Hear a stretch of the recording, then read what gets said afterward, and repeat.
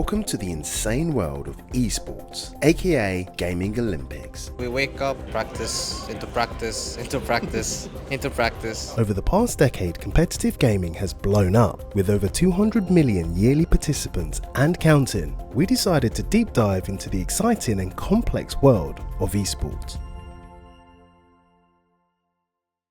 ESL Faceit Group, aka EFG, has been shaping the industry and leading esports and gaming innovation globally. ESL1 Birmingham was one of the UK's first major esports tournament for 2014 and is one of Europe's biggest Dota 2 tournaments of the calendar year. The first prize pool ever for an ESL One event was $210,900 back in 2014, and from there the prize pool has increased hugely to the $1 million it offers now. That's crazy money. The tournament series returned to Birmingham for the first time since 2019, and we've been invited to come along and check out the madness. First of all, the atmosphere here was crazy. Hordes of esports fans from across the globe have all swarmed here to Birmingham for this iconic event. They were even giving out free tattoos, and if you know me, you know that's something I can't resist. The area itself was also a sight to behold. Big, massive crowds. I do feel like I'm in darts. You know, like the energy the darts bring. Yes!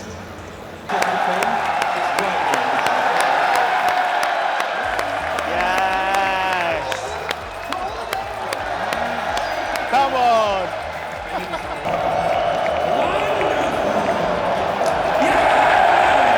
As you can see, it's hectic. Fans are loving it because guess what? It's the final. So many people have just been walking through. It's crazy because what I found out is that no one has assigned seats, so it's first come, first serve, and you're obviously going to want to have the best seats. We wanted to talk to some of the people here to get a better understanding of Dota and what it takes to be a Dota player. Could you explain Dota for our fans in 10 seconds? Holy shit. You can't explain Dota. It's just a mess of things happening at the same time, and you hope you win. It's a 5v5 hero pool where everybody's got different abilities and spells. Two teams against one another try to defend their base from one another. And there's like loads of options. It's very strategic. It's great. For anyone that has never played Dota, any advice? Don't. Don't. It's a waste of time. Really big mistake to start playing Dota. It's a scam. Yeah, it is. And it's still in beta. What comes after beta? Alpha. No, that's before it. I'm going backwards, sorry. You are? Yeah. How many hours have you spent on Dota? My Steam, it says there's 11k, but a lot of that is just, I must have left my computer on a lot overnight. Yeah, that one. Yeah. Yeah. What rank are you? Not high enough. Dota 2 was fully released to the public in July 2013 as a sequel to Defense of the Ancients and has become one of the largest and most recognizable esports titles in the world. Dota 2 has a steep learning curve and can be complex to understand, but it has been praised for its rewarding gameplay and production quality, with many considering it one of the greatest video games of all time. I've been here a couple of days now, and I have noticed that it's more men than women.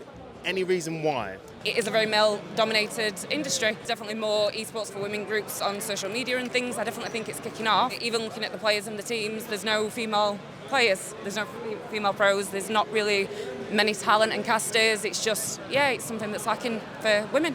Are you going to be the first woman to be on a team? I would love to be. Now for some stats. Although the event had little female representation, approximately 47% of gaming audiences in the UK are female, with the other 53% being male. In 2022, there are approximately 39.9 million gamers in the UK alone. 88% of young adults in the UK play video games. The majority of the UK esports fans are young. Over 50% are aged between 18 to 34. The projected revenue in the esports market in the UK is expected to reach £179.8 million by 2024, and the projected revenue in the video game market is set to reach £7 billion. There's some food for thought. Back to the convention. I wanted to learn more about the world of esports events, so I sat down with ESL Faceit Group's Director of Game Ecosystems for Dota 2, Shane Clark. I'm Shane, I'm the Director of Game Ecosystems Dota 2 at ESL. Tell us the logistics, the planning, the power that goes into this type of event. I don't even know, it's like 2,000 hours or so of people time and 200 plus people on site, along with maybe 200 remotely. What are the biggest challenges that you find when these type of events happen? Like making sure all the players can get into the country and the staff, making sure the viewing angles in the arena are good, all the lights are working.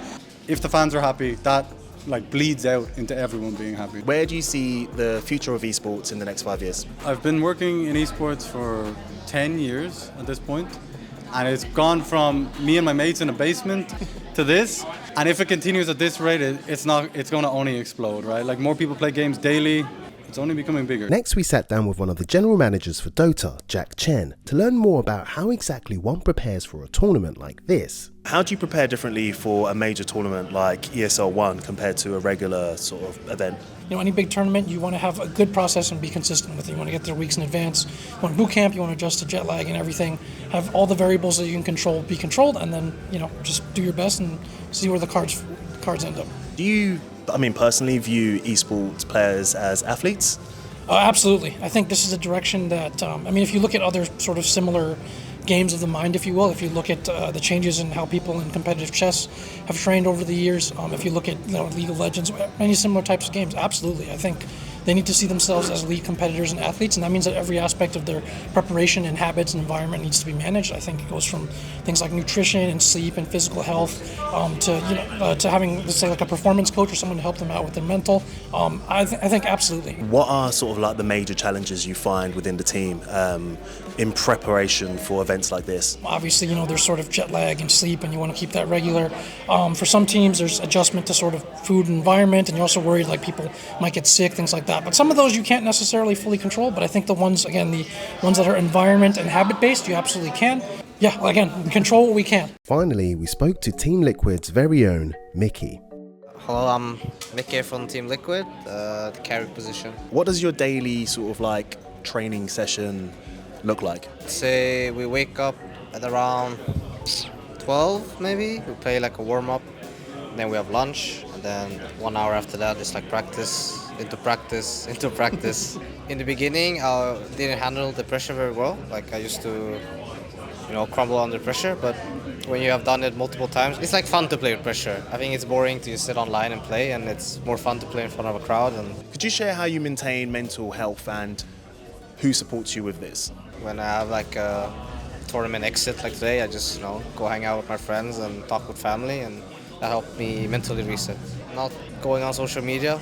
It's kind of nice after a tournament because, it's been periods where I've been reading comments and it kind of, hurts you. But nowadays I just shut it off and I don't even go into the social media anymore. What kind of financial security does a career in eSport offer you? Being a top dog now for 2 years, but I think it's still not very stable for the people that are trying to get into it because it's kind of top heavy for Dota, which I hope they will change in the future. But no, it's great when you're top 5 team in the world, I guess.